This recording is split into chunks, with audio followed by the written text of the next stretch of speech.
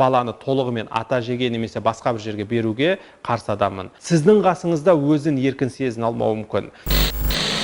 Баланың бауыр басуы, адаптация деген нәрсе біздің қоғамда жиі еститін сөздеріңіздің біреуі шығар.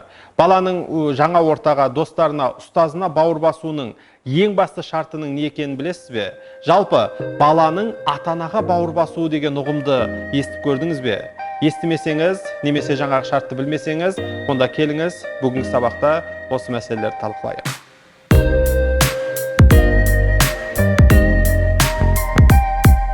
Сәлем достар, сіздермен бірге Елжас Ертайұлы, бақытты отбасы кеңес орталығының құрушысы, әрі кеңесшісі.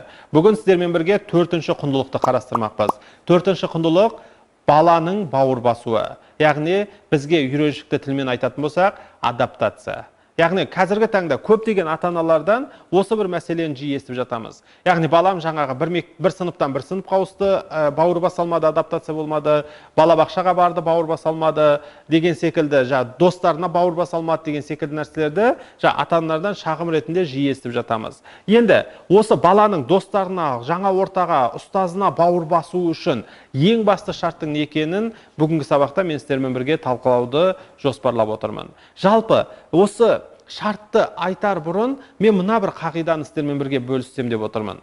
Жалпы құрметті ата-аналар, бала өзін жақсы көрген адаммен емес, өзі жақсы көрген адаммен дос болады. Негізі бауыр басудың ең басты шарты осы десек болады.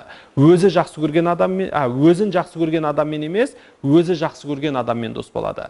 Міне, осы жерден де байқап отырғандарыңыздай, яғни ұстаздың, немесе тәрбиешінің, немесе достарының баланы жақсы көруі жеткіліксіз. Егер бала өзі оларды жақсы көре алмаса, онда ол оларға бауыр баса алмайды, олардың қасында өзін сенімді ұстай алмайды. Сондықтан да бауыр басудың ең басты шарты баланың оларды жақсы көруі.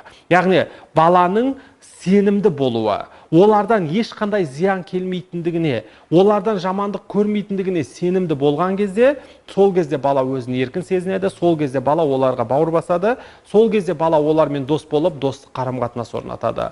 Ал егер ол нәрсені сезе алмаса, яғни ана жақтан ұстазының қабағын шытып тұрғанынан, немесе тәрбиешінің аузынан шыққан кейбір жағымсыз сөздерден, немесе жаңа ортадағы балалардың ниеттеріне сенімді болмайтын болса, осындай жағдайлар баланың оларды жақсы көруіне кедергі келтіруі мүмкін. Жалпы алған кезде баланың адаптациясына, яғни оларға бауыр басуына кедергі келтіруі мүмкін. Міне сондықтан құрметті ата-аналар, балаларымыз егер бауыр баса алмай жатса, бұның ең басты себептерінің біреуін тек қана баладан іздей бермей, жаңағы қарсы тараптан да іздеу керекпіз. Яғни олардың жаңағы баламен қарым-қатынасына да мән беру керекпіз. Яғни балабақшаға барғысы келмей жатса, әрине бұған әсер ететін үйдегі факторлар да бар, жоқ емес, сол бөлек тақырып, бірақ та тәрбиешіге де бұл жерде мән беру өте маңызды. Яғни тәрбиеші мен баланың қарым-қатынасына көңіл бөлу өте маңызды.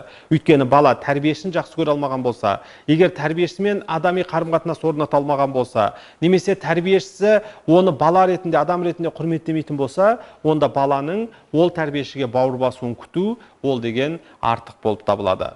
Сондықтан бала өзін жақсы көрген адаммен емес, өзі жақсы көрген адаммен дос болады деген қағиданы балабақшада да, мектепте де, аулада да, қонаққа барған кезде де, тіпті өзіңіздің үйіңізде де бұған мән беруіңіз керек деп ойлаймын. Өзіңіздің үйіңізде деп отырғаным, кейбір кезде бала өзінің ата-анасына бауыр баса алмауы мүмкін. Яғни бұл жерде мына бір қағиданы айта кетейін. Сіздің балаңызды жақсы көруіңіз жеткіліксіз. Балаңыз да сізді жақсы көру керек. Міне сол кезде шынайы бауыр басу деген нәрсе болады. Сіз балаңызды қатты жақсы көруіңіз мүмкін. Бірақ егер балаңыз сізді жақсы көре алмаса, жақсы көретін жағдай жасамаған болсаңыз, керісінше жақсы көруіне кедергілер туындатқан болсаңыз, ондай жағдайда балаңыз тіпті сізге де бауыр баса алмауы мүмкін. Сіздің қасыңызда өзін еркін сезіне алмауы мүмкін. Яғни сіздің қасыңызда жаңағы өзін бір тартынып, кішкене қорқақтап тұруы әбден мүмкін. Міне сондықтан да мен баламды жақсы көремін деген нәрсе жеткіліксіз екен, тағы да сіздерге айта кеткім келеді. Жақсы көруіңіз ол жақсы нәрсе, бірақ та одан бөлек балаңыздың сізді жақсы көруіне жағдай жасау керексіз. Ал балаңыздың сізді жақсы көруіне кедергі келтіретін, балаңыздың сізді жақсы көруіне жаңағы әртүрлі кедергілер болып табылатын нәрсе, ол сіздің жаңағы балаңызды өткен сабақтарда айтқан шынайы жақсы көре алмауыңыз болуы мүмкін, немесе жақсы көре отырып, балаңызды әртүрлі негативті әдістермен тәрбиелеуге тырысуыңыз болуы мүмкін.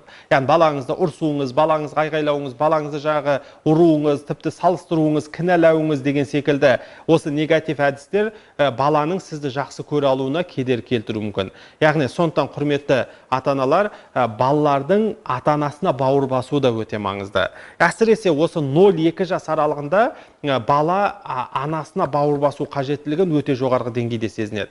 0-2 жас аралығында байқасаңыздар, бала анасынан ажырағысы келмейді. Анасы тіпті басқа бөлмеге кетіп қалатын болса, бала мазасызданып жылай бастайды, уайымдап жылай бастайды. Өйткені олар үшін бұл өмірдегі ең жаңағы сенімді адам, немесе ең қажет адам ол анасы болып табылатын болғандықтан, анасы жоқ болған жер ол үшін сенімсіз болып табылады. Сондықтан осы 0-2 жас аралығында ана мен баланың арасындағы қарым-қатынастың тығыз болуы өте маңызды болып табылады. Яғни ана мен баланың арасында қарым-қатынас ажырамау керек. Сондықтан менің алдыңғы кеңестерде де айтқанымдай, 0-2 жас аралығында баланы ата-әжеге жіберу, немесе баланы балабақшаға жіберу, немесе няняға, бала күтушіге қалдырып, жұмысқа шығып кету деген секілді нәрселер, бұл негізі педагогикалық тұрғыдан, психологиялық тұрғыдан өте қате нәрсе болып табылады. 0-2 жас арасы, әсіресе 0-2 жас арасы, ана мен баланың арасы ажырамау керек. Ал 2 жастан кейін ары қарай мүмкін балабақша немесе басқа варианттар қарастыруыңызға болады, бірақ қандай жағдай болса да 10-12 жасқа дейін бәрібір бала ата-анасының қасында болу керек. Күндіз мектепке барып, балабақшаға барып келсе де, жалпы ата-анасымен бір үйде тұру керек. Алдыңғы менің бала тәрбиесінде ата-әженің рөлі деген тақырыпты айтқанымдай, мен жалпы баланы толығымен ата-әжеге немесе басқа бір жерге беруге қарсы адаммын. Осы 10-12 жасқа дейінгі кезеңде ешкімге беруге болмайды, бала ата-анасының қасында болу керек. Егер беріп жіберетін болсақ не болады? Міне осы бауыр басу деген нәрсе болмайды. Мен мысалы осыған ұқсас сұрақтарды өте жиі естимін. Енді біздің қазақта бұл ата-әжеге беру деген бір, енді қазақтың шынайы дәстүрі ма емес па, оны да зерттеу керек. Дәстүр секілді қалыптасып қалған ғой. Сондықтан да ата-аналардан өте көп естимін. Өзінің туған анасы бола тұра, өзінің туған баласы бола тұра, өзінің баласына суық болып жүрген аналар, өзінің анасына суық болып жүрген балаларды қазіргі таңда өте көп естіп көріп жүрмін. Сондықтан да осы ана мен баланың арасындағы, әке мен баланың арасындағы бауыр басу, адаптация проблемаларының туындамауы үшін бала ата-анасының қасында болу керек. Және жай ғана қасында болмау керек. Алдыңғы сабақтарда айтқан шынайы жақсы көру, сапалы уақыт өткізу және баланы шынайы тыңдау деген қағидаларды ескере отырып бірге болу керек. Әйтпесе, бір үйдің, бір шаңырақтың астында, бірақ та күнде баласы қасында болғанына қарамастан анасы телефонын қолынан тастамай, баламен шынайы қарым-қатынас орнатпайтын болса, ондай жағдайда бала анасын жақсы көре алмай, керісінше жараланып, не істейді, тағы да анасына бауыр баса алмай қалады. Сондықтан бұл бауыр басу деген нәрсе өте ауқымды тақырып болып табылады.